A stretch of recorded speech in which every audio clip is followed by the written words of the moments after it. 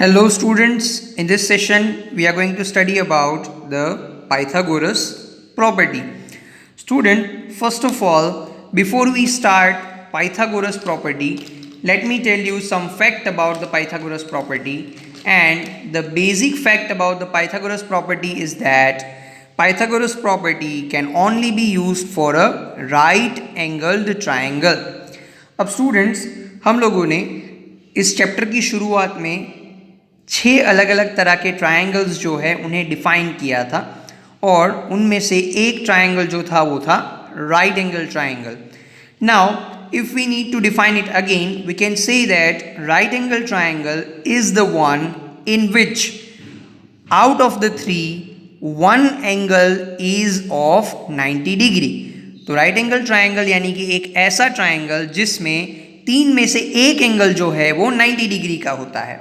ठीक है, तो suppose we have this triangle A B C जिसमें यहाँ बी के पास जो एंगल बन रहा है that is known as a right angle और we can say that is 90 degree.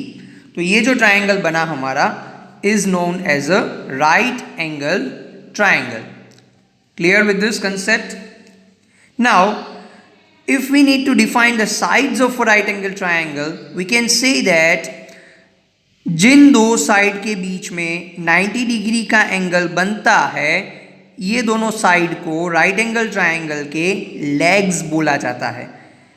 जिन दोनों साइड्स के बीच में 90 डिग्री का एंगल है दो sides are known as a legs of right angle triangle. तो यहाँ पे ए बी और बी सी जो है वो इस राइट एंगल के लिए क्या होंगे? लेग्स होंगे. ठीक है, अब जो तीसरी साइड है यानी कि जो साइड 90 डिग्री के एग्जैक्ट ऑपोजिट है इस साइड को बोला जाता है hypotenuse. Students be careful about this is very important concept. जिन दोनों साइड के बीच में 90 डिग्री बनेगा those are known as a legs और जो 90 डिग्री के एग्जैक्ट ऑपोजिट होगी that is known as a hypotenuse. Clear? अब हमें इस राइट एंगल ट्रायंगल के लिए पाइथागोरस प्रॉपर्टी अप्लाई करनी है. तो पहले तो हम उसका स्टेटमेंट क्या होता है इसे समझ लेते हैं और फिर हम इस स्टेटमेंट को इस ट्रायंगल के लिए अप्लाई करेंगे. See the statement says that in a right angle triangle square of hypotenuse is equal to sum of the square of the legs.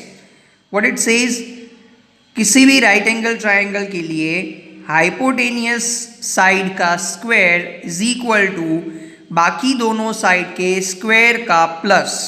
फिर से बोल रहा हूँ, राइट एंगल ट्रायंगल के लिए हाइपोटेनियस का square will be equal to sum of the square of the legs. अब इस प्रॉपर्टी को हम ये ट्रायंगल के लिए अप्लाई करते हैं. लेफ्ट साइड क्या कहता है? Square of hypotenuse. अब इस ट्रायंगल में हाइपोटेनियस कौन सी साइड है? See this A C is a hypotenuse. So square of A C will be equal to sum of the squares on the legs.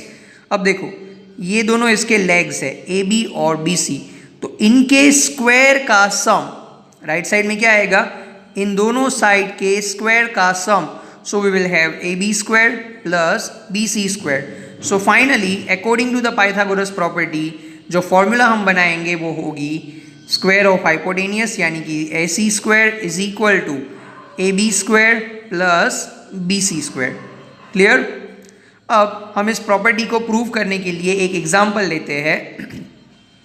Suppose ये जो हमने यहाँ पे ट्रायंगल बनाया है इस ट्रायंगल में AB का लेंथ है 5 यूनिट, BC का लेंथ है 12 यूनिट और हमें क्या करना है? हमें AC का लेंथ फाइंड करना है.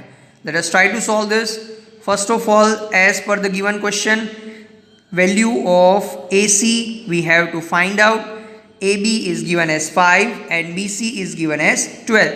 तो यहाँ पे इस ट्राइंगल के लिए हम पाइथागोरस प्रॉपर्टी यूज करेंगे and that will be like AC square is equal to AB square plus BC square.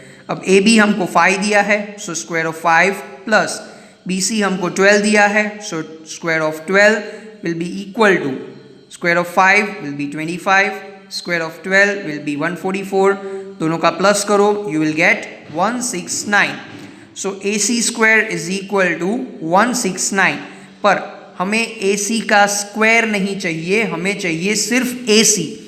तो हमें यहाँ से इस स्क्वायर को हटाना पड़ेगा. स्टूडेंट्स, जब भी आपको स्क्वायर को हटाना है तब एक बात याद रखनी है, स्क्वायर को हटाने के लिए हम लोग स्क्वायर रूट लगाएंगे. क्या लगाएंगे? स्क्वायर रूट लगाएंगे. तो हम लोग यहाँ पे लेफ्ट साइड में स्क्वायर रूट लगाएंगे. जो काम लेफ्ट साइड में करेंगे वो काम राइट साइड में भी करना होगा. ये हमने सीखा है चैप्टर नंबर 4 से. सो यहाँ पे स्क्वायर रूट लगाओ, राइट साइड में स्क्वायर रूट लगाओ. AC स्क्वायर का square root. Students, one step you have to remember is, जब भी आपके पास स्क्वायर और स्क्वायर रूट किसी भी नंबर के स्क्वायर का स्क्वायर रूट हो तो ये स्क्वायर और स्क्वायर रूट दोनों रिमूव हो जाएंगे और यहाँ पे जो नंबर होगा वो आपके आंसर में आएगा. किसी भी नंबर के स्क्वायर के ऊपर जब स्क्वायर रूट लगा हो तो ये स्क्वायर और रूट दोनों रिमूव हो जाएंगे और अंदर जो नंबर होगा वो आपका आंसर होगा. सो लेफ्ट हैंड साइड में AC स्क्वायर का रूट मतलब स्क्वायर और रूट रिमूव हो जाएंगे और AC will be your answer is equal to square root of 169. Students, 13 का स्क्वायर करोगे तो 169 मिलेगा. दैट मीन्स 169 का स्क्वायर रूट होगा 13. So value of AC is equal to 13 unit.